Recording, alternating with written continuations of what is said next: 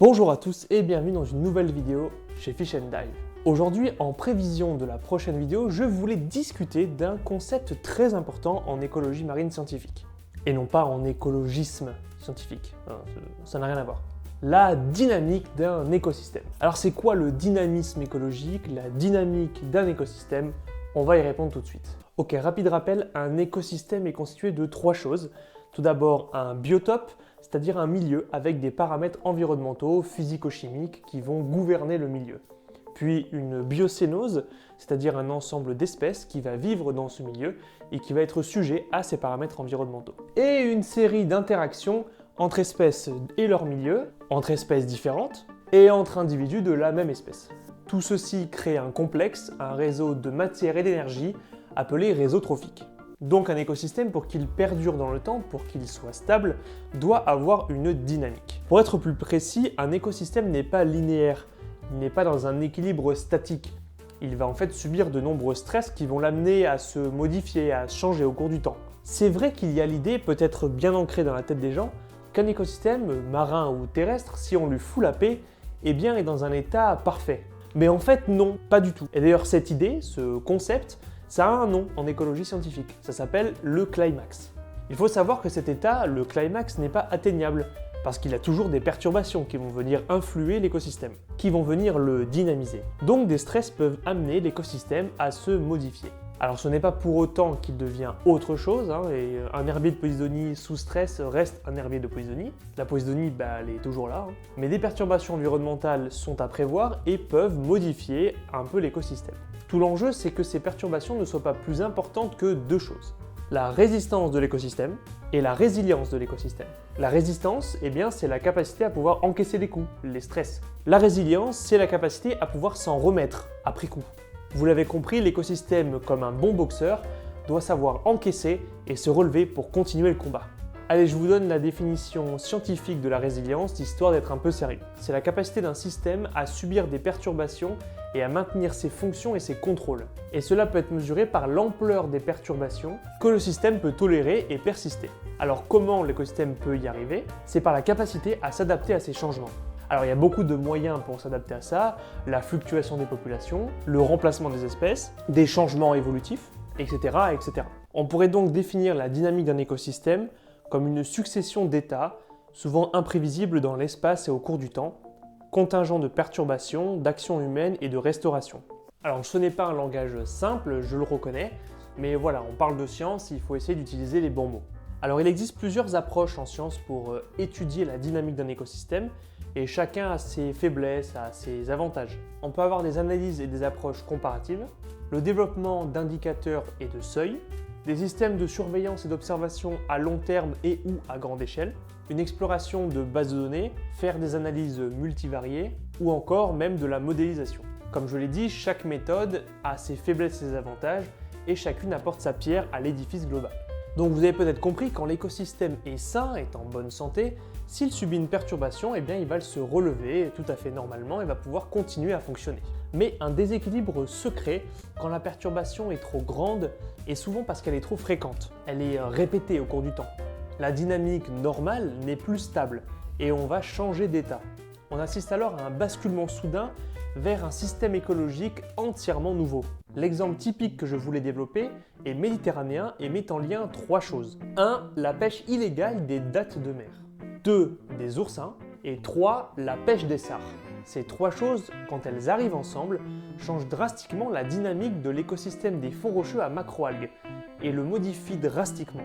Ça le modifie tellement que le système passe de ça à ça. On passe d'une dynamique stable, complexe, avec une grande biodiversité, à une dynamique stable aussi, mais beaucoup moins complexe et très homogène. Ce système-là s'appelle le barème. C'est un milieu homogène, désertique et plutôt flippant. La formation des barènes est un état de dégénérescence à multiples facteurs. Il peut y avoir une herbivorie extrême de la part des oursins, une disparition des prédateurs des oursins, de la pollution, une sédimentation trop importante, etc.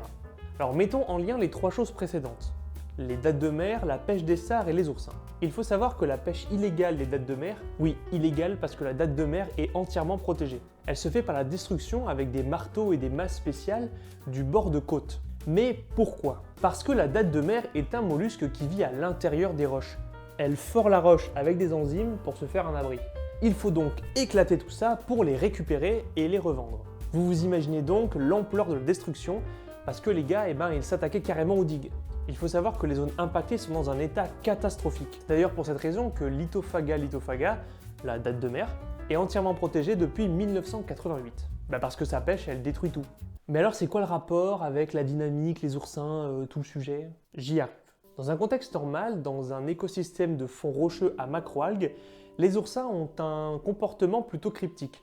Ils vont se planquer dans des abris et ils vont dessiner seulement un petit halo autour de leur abri afin de pouvoir brouter les macroalgues tranquillement. Et ils vont éviter les prédateurs. Le halo dénudé autour de son abri constitue son aire de nutrition principale. Mais dans les zones impactées, là ça change. Par la pêche destructive des dattes de mer et la destruction des rochers, les oursins changent de comportement. Et ils vont finir par évoluer dans de larges zones désertiques. En fait, ils pullulent. Mais alors pourquoi? Figurez-vous que les trous créés par la destruction des digues forment énormément d'abris pour les juvéniles d'oursins. Une étude publiée en 2011 et conduite par le professeur Paolo Guidetti, lien dans la description, a démontré qu'en temps normal, les petits oursins sont plus prédatés que les très gros, parce que les gros sont plus solides et arrivent mieux à résister aux prédateurs. Les petits doivent donc se tenir dans des abris. Dans une zone impactée où il y a beaucoup plus d'abris, les petits juvéniles ont donc beaucoup plus d'endroits pour se protéger. Ils grandissent rapidement en taille, devenant beaucoup plus gros et du coup sont moins prédatés. Ils vont ensuite manger tout ce que la roche peut offrir et ils vont finir par sortir de leurs abris et évoluer dans la large zone désertique. Et il faut rajouter à ça que les sards sont aussi pêchés, les prédateurs des oursins. Du coup, ils sont plus gros, moins chassés, avec beaucoup de nourriture. Vous imaginez ce qui se passe. Néanmoins, la dynamique écosystème du Barents est stable, et elle est sacrément stable d'ailleurs. Dans les forêts de kelp, qui sont des grandes algues brunes, ces grandes laminaires, s'il y a plus de 150 grammes d'oursins par mètre carré, on déclenche un Barents qui va durer dans le temps. La densité des oursins empêche une reforestation naturelle ou artificielle d'ailleurs. Ils vont tout mettre à nu. Même si la pêche illégale est destructive de la date de mer est de moins en moins pratiquée, heureusement, les milieux rocheux qui ont été préalablement impactés sont vraiment dans des états catastrophiques. Ils sont dépourvus de végétation et d'organismes benthiques, d'organismes fixés en fait sur les roches. Et d'ailleurs, les trous, ils sont toujours disponibles pour les juvéniles d'oursins. L'arrêt complet de la pêche des dattes n'est donc pas suffisante pour rechanger de dynamique et retrouver celle d'avant, qui était plus complexe, plus diverse. Il faut en fait une intervention de gestion durable sur la zone, une réduction ou une élimination des oursins, à moins qu'on attende de très nombreuses années que les prédateurs reviennent. Mais à ce compte-là, il faut arrêter la pêche des prédateurs aussi. Complexe. Vous l'aurez donc compris, et enfin je l'espère, la dynamique d'un écosystème est basée sur des stress, parfois ponctuels, parfois constants. Une résistance de la part de l'écosystème ainsi qu'une résilience. Résilience qui est d'autant plus importante que l'écosystème est en bonne santé. La résistance suit cette même logique. Quand un écosystème est en bonne santé au départ, il va pouvoir se défendre bien mieux contre des stress qui vont venir le perturber.